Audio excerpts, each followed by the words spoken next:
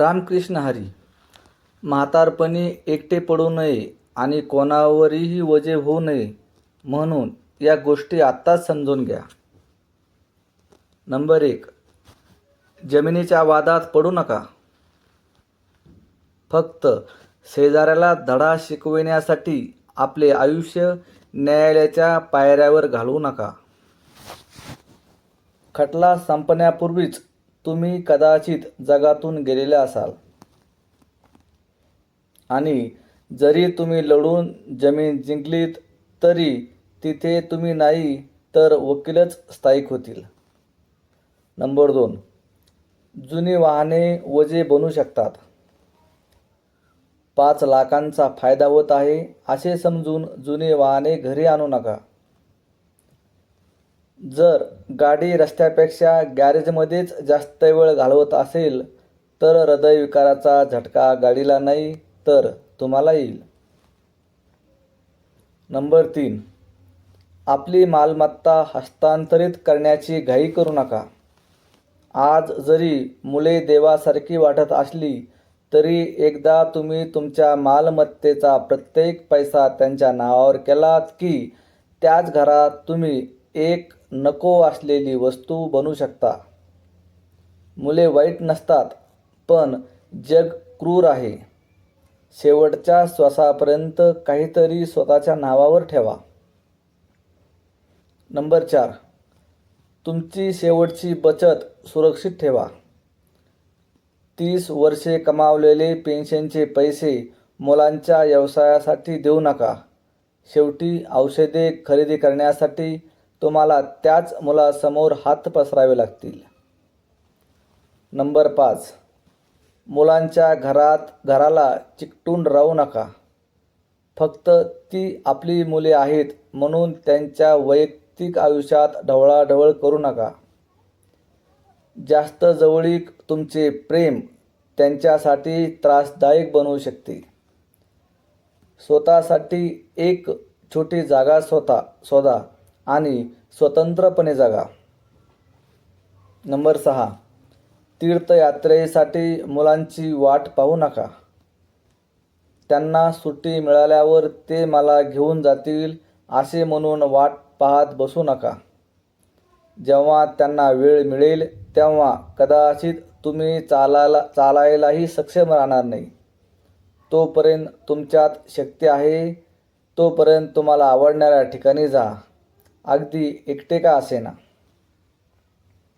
Number 7. आज जे खावायचे वाटते ते खा. तुमच्या जोडीदाराला, पत्नी किंवा पतीला आजच त्यांच्या आवडीची वस्तू घेऊन द्या. एखाद्या अन्नाच्या ताटासोबत शेवपेटीजवळ रडत त्यांना हे खूप आवडायचे असे म्हणणे म्हणजे निव्वळ ढोंग आहे. नंबर 8. स्वतःसाठी विश्रांतीची सोय करा. मरणाच्या दिवसापर्यंत कामाचा डोंगर रचू नका. जर तुम्ही सकाळपासून रात्रीपर्यंत धावतच राहिलात तर शेवटी तुम्ही काहीही जिंकलेले नसाल. तुमच्या शरीराला आवश्यक असलेली विश्रांती द्या. नंबर 9. झोपेसारखे दुसरे औषध नाही. अनावश्यक निद्रानाश कमी करा आणि शांतपणे झोपा. जेव्हा तुम्ही आजारी पडाल तेव्हा कोणीही तुमचे दुःख वाटून घेणार नाही. ते तुम्हाला एकट्यालाच अनुभवावे लागेल. नंबर 10. तुम्ही एकटेच आला आहात हे कधीही विसरू नका. तुमच्यासाठी कोणीतरी काहीतरी करेल या अपेक्षा कमी करायला शिका. एक दिवस तुमची सावलीसुद्धा तुम्हाला सोडून जाईल. मृत्यूसुद्धा एकाकी असतो म्हणून आनंदाने एकटे राहायला शिका. आनंद ही अशी गोष्ट नाही जी कोणीतरी तुम्हाला देतो. ती अशी गोष्ट आहे जी तुम्हाला स्वतःच निर्माण करावी लागते. नंबर 11.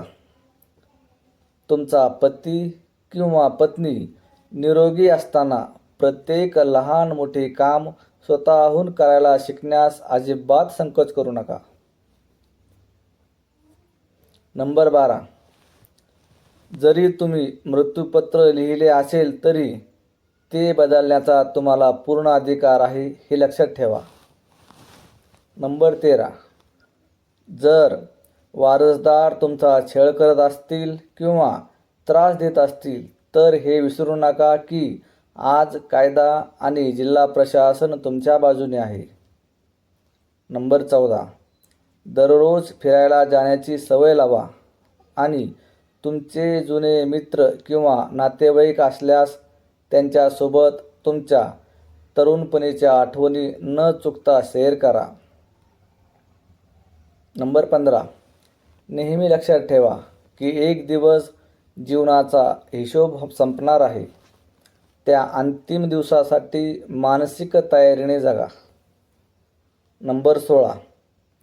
शेवटी तुम्ही काहीही सोबत घेऊन जाणार नाही हे लक्षात ठेवून प्रत्येकाशी प्रेम आणि मैत्रीने वागा.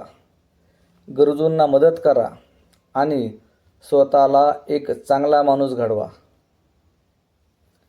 आणि थोडी जमापुंजी सांभाळून ठेवा तरच मजा आहे.